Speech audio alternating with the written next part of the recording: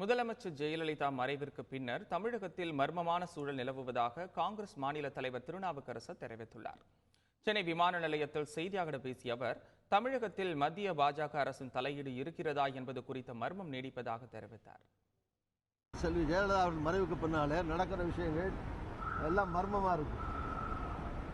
அதிமுகவில் யார் பொதுச் செயலாளராக வரப்போகிறார்கள், அந்த கட்சி முடிவு செய்தா இல்ல பிஜேபி முடிவு செய்ய போகுதா? அதே மாதிரி முதலமைச்சர் பன்னீர்செல்வம் எம்எல்ஏக்களால் ஏற்கனவே தேர்ந்தெடுக்கப்பட்டிருக்கிறார். அவர் முந்தி 2 தடவை திருப்பி கொடுத்த மாதிரி திருப்பி கொடுப்பார்னு அவருடைய அமைச்சர்களே சொல்லிட்டு இருக்காங்க. ஆக திரு பன்னீர்செல்வம் அவர்கள் முதலமைச்சராக தொடர்வாரா, மத்திய அரசு தொடர விட போகிறதா, அல்லது அவருக்கு பதிலாக வேறு யாரையும் மாற்றுகிற முயற்சியிலே பிஜேபி மத்திய அரசு ஈடுபட்டிருக்கிறதா? இந்த கட்சியும் எம்எல்ஏக்களும் மந்திரிகளும் பிஜேபியினுடைய கட்டுப்பாட்டுக்குள்ளே அல்லது கைப்பிடிக்குள்ளே எவ்வளவு சிக்கி இருக்கிறார்கள், இதெல்லாம் எல்லாமே மர்மமாக இருக்கிறது.